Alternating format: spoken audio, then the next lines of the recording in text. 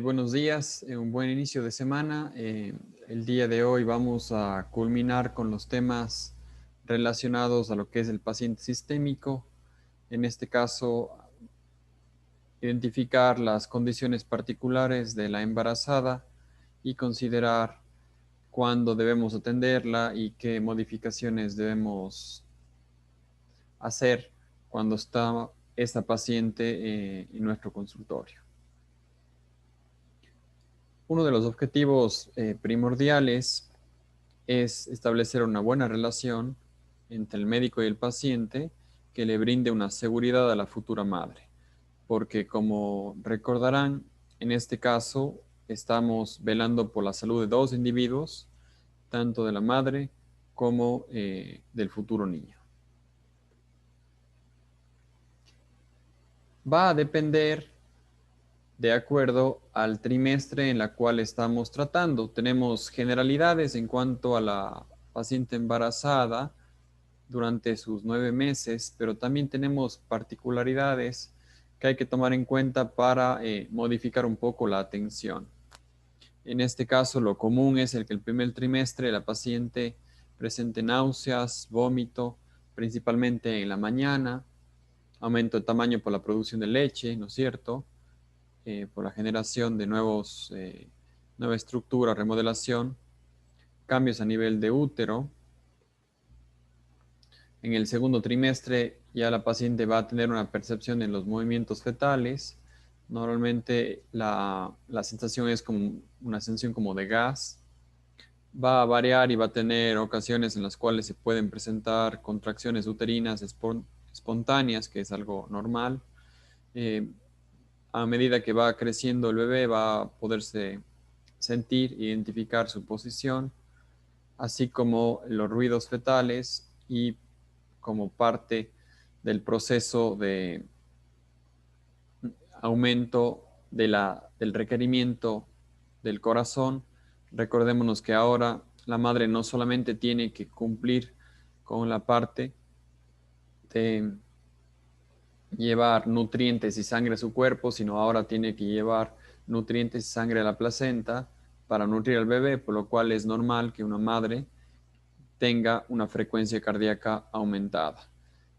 Alteraciones a nivel cutáneo presentados por los cambios hormonales también es un factor eh, común encontrar. En el tercer trimestre tenemos contracciones uterinas más apreciables, tenemos aumentos de las molestias pélvicas, en ocasiones molestias de la espalda debido a el peso del bebé, y esto varía un poco de acuerdo a la estructura de la mujer, si tiene una estructura de torso grande, torso pequeño, y el tipo de barriga que desarrolle. Una barriga si es ancha, una barriga a veces hacia adelante. Eso va a depender de cómo distribuya el peso del bebé en su cuerpo, y a partir de ahí se presentarán o no molestias.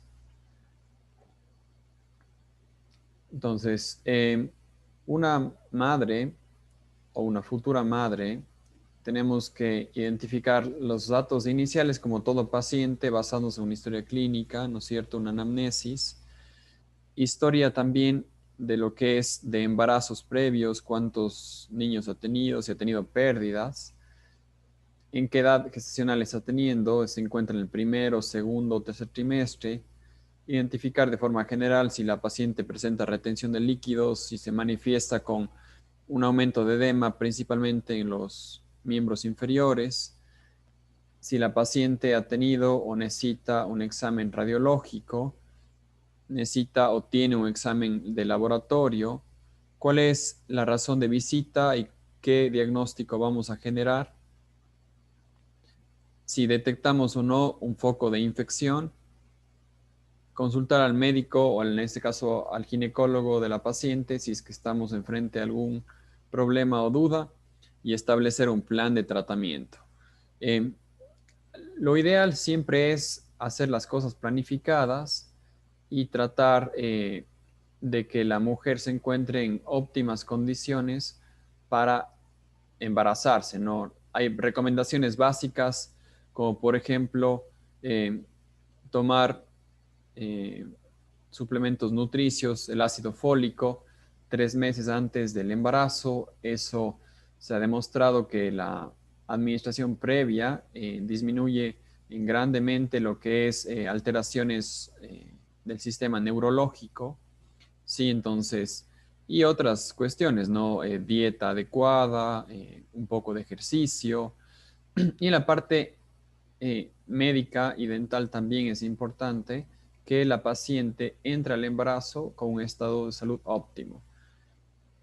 Hay varios estudios que han demostrado que pacientes que tienen problemas del tipo periodontal y tienen algunas bacterias agresivas se ha relacionado en forma estadísticamente significativa con pacientes o con bebés de bajo peso al nacer.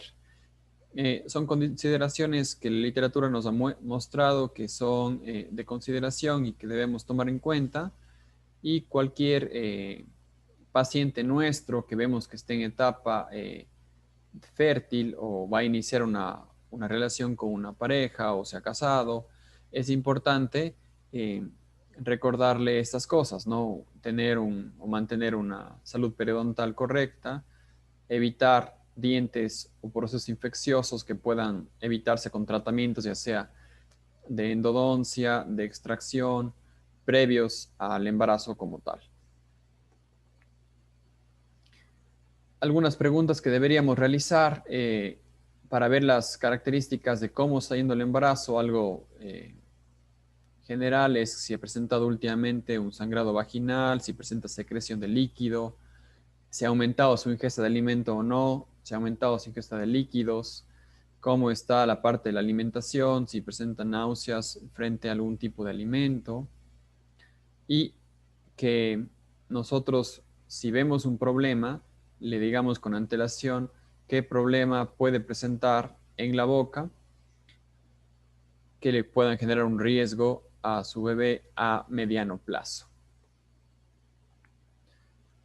Esto es interesante porque el primer paciente que yo atendí regresando de México en la universidad fue una paciente que se encontraba con una infección de un tercer molar y estaba en el segundo trimestre del embarazo. Entonces a la paciente realmente nadie le quiso atender porque tenía miedo, ya sea por desconocimiento o por no pertenencia al área. Entonces, bueno, vamos a hablar un poco de la terapia que es recomendable para estos pacientes, pero para hacer el cuento corto, y justamente había llegado yo, le hice la exploración a la paciente, le extraje el tercer molar, le di la medicación que vamos a conversar, y la paciente evolucionó bien y el bebé no tuvo ningún problema durante el proceso de recuperación de la mamá. Tenemos unas recomendaciones que hacemos por trimestre. Lo ideal fuera que la paciente tenga un tratamiento pre-embarazo y un tratamiento trans-embarazo, o durante el embarazo en el segundo trimestre sería lo ideal. Si la paciente no ha tenido un mantenimiento o no se encuentra en una condición de salud, siempre es bueno realizar un control de placa al inicio del embarazo, profilaxis y curetaje, instrucciones de higiene y también aplicación de flúor durante el primer trimestre del embarazo. Durante el segundo trimestre, bueno, es el mejor trimestre para atender. Recordémonos que las 5 primeras semanas son las semanas de riesgo en cuanto a aborto o pérdida de bebé o alguna complicación. Entonces, siempre el primer trimestre hay que tratar de evitar una manipulación muy agresiva en cuanto a la embarazada. En el segundo trimestre no es que se pueda hacer todo o no haya riesgo, pero el riesgo disminuye significativamente y tenemos una mayor estabilidad. Igual repetimos, lo ideal fuera mantener un control de placa, profilaxis y curetaje, instrucciones de higiene oral, y podamos hacer un tratamiento dental de rutina, operatorias o algún tratamiento que la paciente necesite. Esto no significa, o no le estoy diciendo yo, que se haga una consulta dental en el primero, segundo o tercer trimestre. Son las consideraciones o lo que usted pudiera hacer en cada uno de los trimestres. Una embarazada no necesitará más que verse una vez durante el embarazo, si es que no tuviera alguna urgencia, algún tratamiento, solamente con el objetivo de hacer un control de lo que es la parte gingival y la parte de caries y lo que es higiene oral, ¿no? En el tercer trimestre tenemos igual lo que es mantenimiento, instrucciones de higiene oral, profilaxis y curetaje. Y a diferencia de los otros 2 trimestres, dependiendo de qué avanzado esté el trimestre, siempre hay riesgo de que una situación de estrés o dolor pueda generar un ingreso o un inicio de contracciones, ¿no? Que pueden ser de forma prematura. Entonces, en el tercer trimestre, realmente el tratamiento dental debe ser realizado solamente con emergencias y preferiblemente un control de placa o instrucciones y flúor debería hacérselo en el segundo trimestre. Ahora, una de las cosas que más cuidado debemos tener y que tenemos que saber realizar es ubicarle al paciente en una posición correcta, ¿sí? Para evitar lo que es una alteración de la presión arterial por una presión del propio feto en las arterias porta.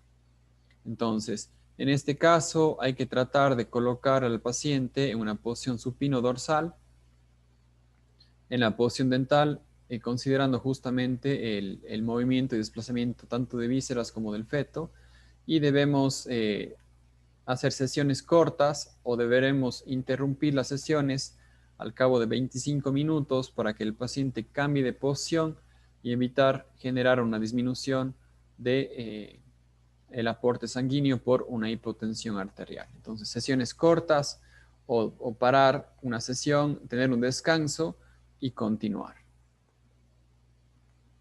También hay recomendaciones de acuerdo a la posición de la paciente de acuerdo al trimestre. Si vamos a tener un aumento cercano al tiempo, deberíamos colocar una almohada o una toalla a nivel de la cadera del lado derecho con el objetivo de levantar esa zona y evitar una presión. Eh, Como mencioné, es importante tener intervalos de descanso. Otra de las consideraciones importantes es que si la paciente necesita ir al baño, recuerde que las complicaciones o la presencia de infecciones de la vía urinaria de la embarazada es recurrente y hay que evitar en lo posible que la madre se aguante ir al baño, donde debería ir al baño cuando la madre necesite. Aparte que el bebé, a medida que pasa los trimestres, aumenta la presión en la vejiga, disminuye su tamaño y eso ocasiona que la madre tenga que ir más frecuente, bueno, más frecuentemente al baño, ¿no? En el primer trimestre observamos que tenemos una posición del sillón, eh, una posición semifowler menor, ¿no es cierto? En relación de 165 grados, lo recomendable. Y a medida que vamos aumentando los trimestres, el sillón se va movilizando hasta llegar a una posición casi semisentada, ¿no? En el segundo trimestre tenemos una posición de 150 grados y en el tercer trimestre una posición de 135 grados. En estudios complementarios, siempre es importante valorar la necesidad de usar lo que es una radiografía para identificar o diagnosticar un problema. Entonces, vemos un poco la relación, que hay una disminución importante en relación de la radiación que se le da a la mamá en la cabeza, en este caso en la zona bucal, con relación al cuerpo del feto, tenemos una dilución de 1 a 50.000. O sea, si la mamá recibe 50.000 grays, el bebé recibe 1, ¿no? Entonces es una dilución importante. Nunca hay daño cero, riesgo cero, pero observamos que es bastante bajo, ¿no?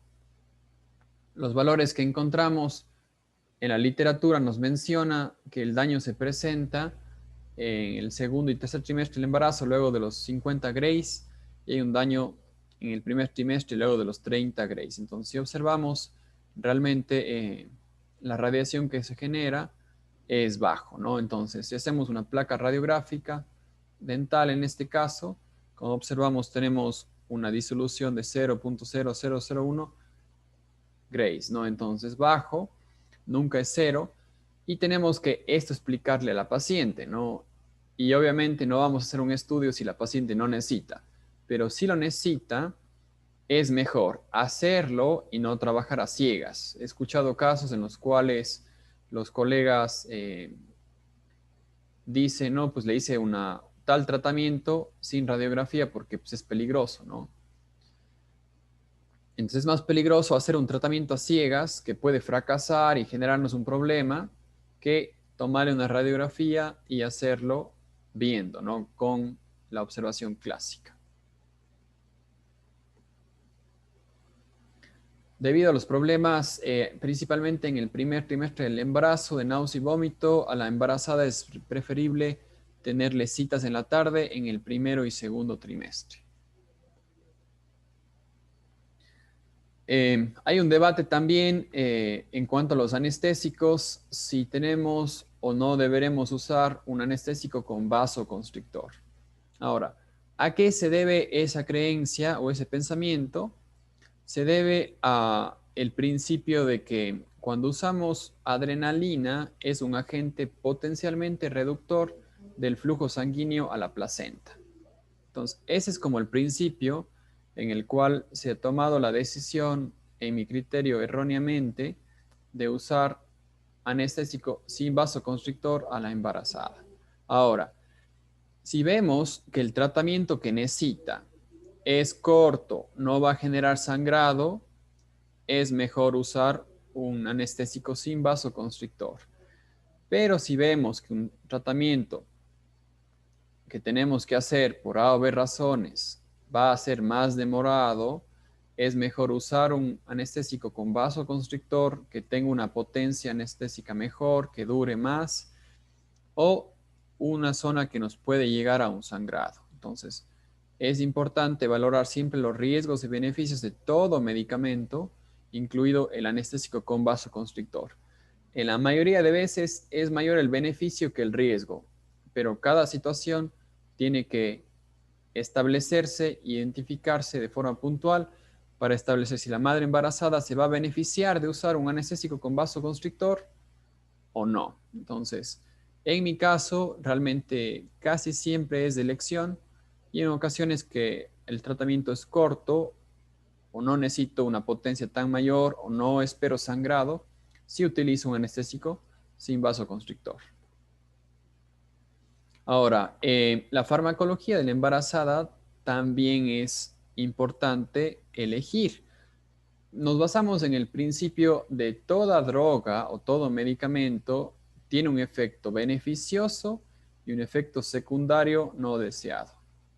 Excepto algunas vitaminas, todos los demás generan riesgo de daño tipo alérgico, tipo renal, tipo hepático y va a variar también de su consumo, ¿no? Entonces, todo medicamento debe ser tratado como tal, pero lo que siempre les digo a mis estudiantes y les digo, bueno, en este caso a las embarazadas, es que a su bebé le hace más daño que usted tenga dolor y le hace más daño que usted tenga una infección y tenga bacterias en su boca que están creciendo que el tratamiento y el medicamento.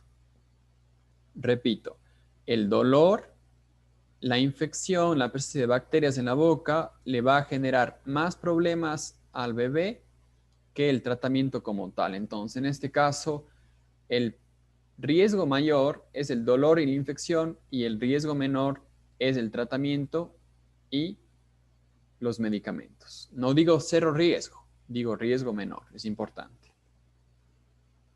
Tenemos una escala que han establecido en cuanto a consideraciones de pacientes, en cuanto a los riesgos que se presentan. Han categorizado en letras en los cuales la letra más inicial del abecedario nos muestra un establecimiento de fármacos realmente bastante seguros y a medida que va avanzando el abecedario se consideran en fármacos más riesgosos.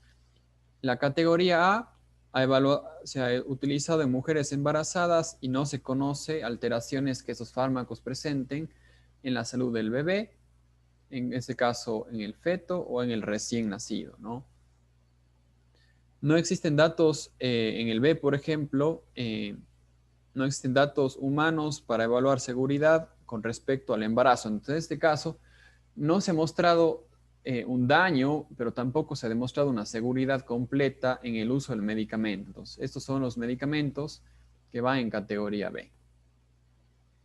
En la categoría C, vemos que son fármacos que no aumentan la incidencia espontánea de malformaciones, pero tienen un potencial de generar daño o alterar el transcurso del embarazo o generar lesiones al feto o el recién nacido. Entonces, los fármacos C ya son fármacos potencialmente dañinos. Los fármacos de la categoría D son fármacos que sospechan en este caso ya malformaciones congénitas, efectos adversos irreversibles en el embarazo, en el feto y en el recién nacido.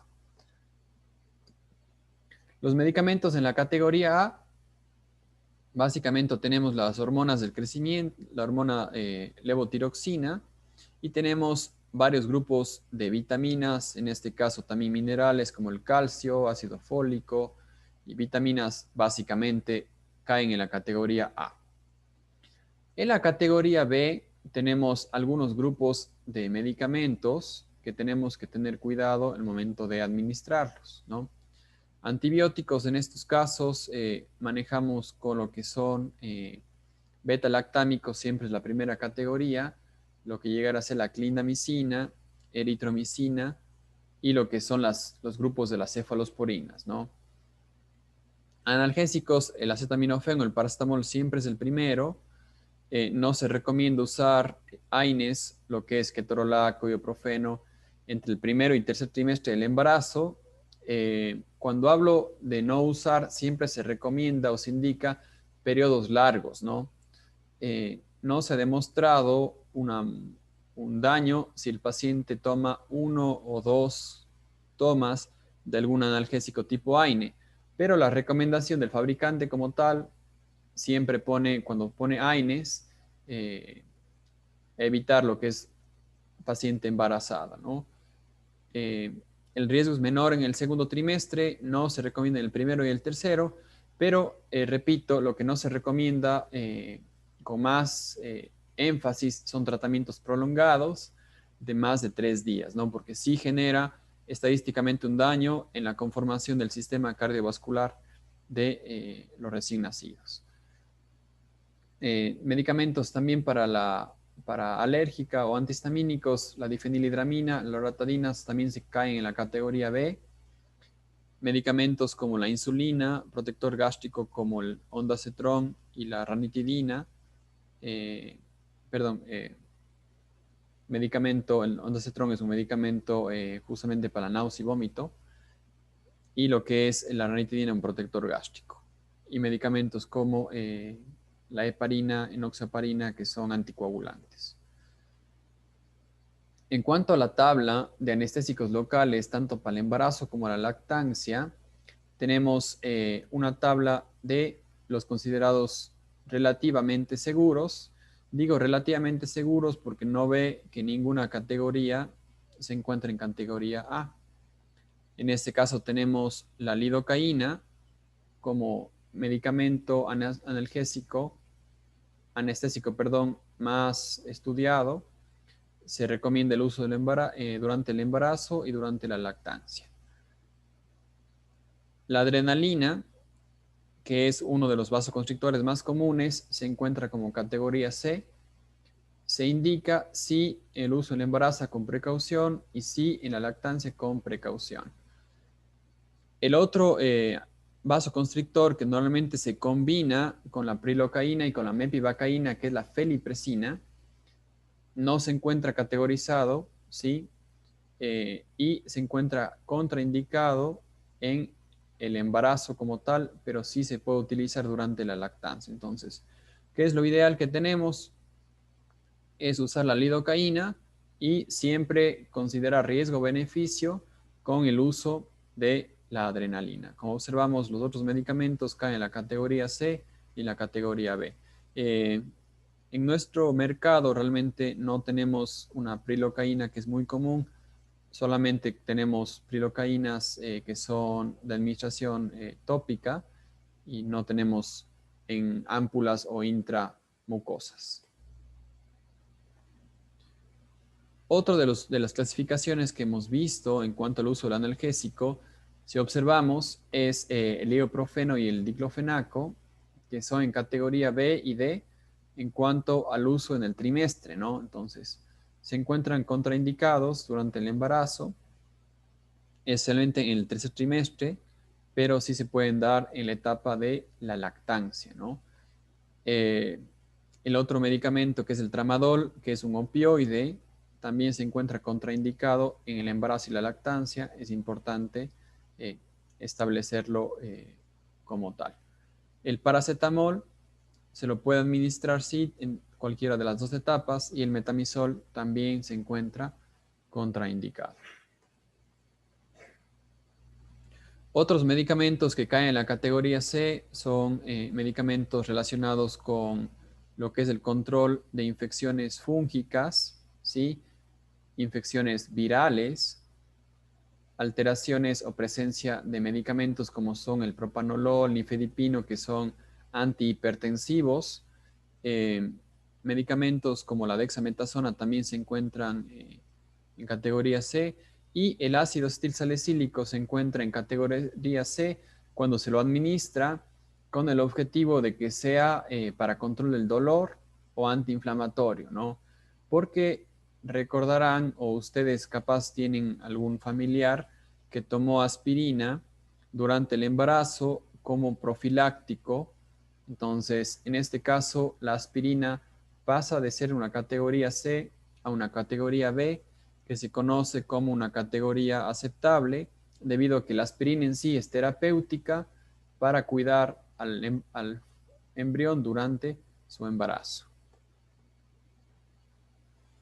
Medicamentos de la categoría D, tenemos igual medicamentos principalmente que son relacionados con el control de la presión, algunos grupos de antibióticos, macrólidos, tenemos la tetraciclina, la doxiciclina, tenemos medicamentos anticoagulantes como es la warfarina, también se encuentra contraindicada.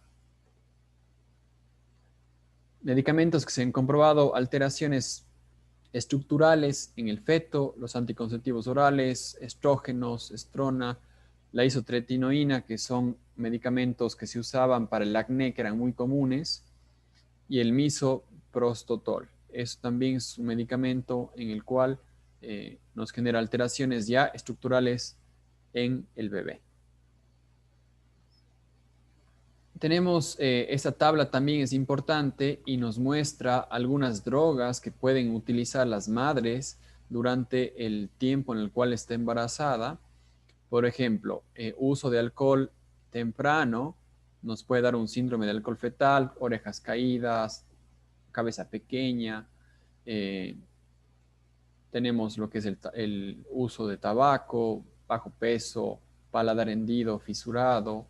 eh, la cocaína puede ser una alteración de la, de la placenta, una alteración cognitiva que se retrasa también. Varios tipos de medicamentos que nos pueden generar daño en el feto durante su formación, ¿no? La tetraciclina que nosotros hemos sabido desde siempre que genera alteraciones de pigmentación, aminoglucósidos que pueden generar al niño problemas de daño renal o daño óptico, o sea, alteraciones de oído que presenta. Entonces, son varios medicamentos que cuando tienen que utilizarse, tienen que usarse con cuidado y en ocasiones hay medicamentos que pueden reemplazarlos, ¿no? Y hacer un control adecuado a esto, ¿no? Entonces, es importante cuando hacemos también la parte inicial de la exploración, del conversatorio con el paciente, revisar y recomendar si el paciente toma o consume alguno de estos elementos y apoyarle y indicarle, guiarle para que evite, cambie o suspenda algunos de estos medicamentos. Y si estos medicamentos han sido administrados o dirigidos con el médico, pedir que consulte con el obstetra o el ginecólogo para que esta actitud o esta sea considerado, sea revisado para que el riesgo del bebé sea menor. Conclusiones, lo ideal fuera tratarle al paciente embarazada antes del parto o después del parto. Pero si tenemos que elegir y debemos hacer un control o un tratamiento, el menor riesgo es al final del segundo trimestre. Tenemos que establecer criterios de hospitalización juntamente con el ginecólogo cuando estamos frente a una infección grave. Y tenemos o sabemos que infecciones relacionadas con la cavidad oral se encuentran relacionados con partos antes del tiempo o partos con bebés de bajo peso, ¿no? Son estudios que ya han establecido una relación fuerte, por lo cual es importante hacer nuestra parte de mantener sana la boca de la paciente durante su proceso de embarazo.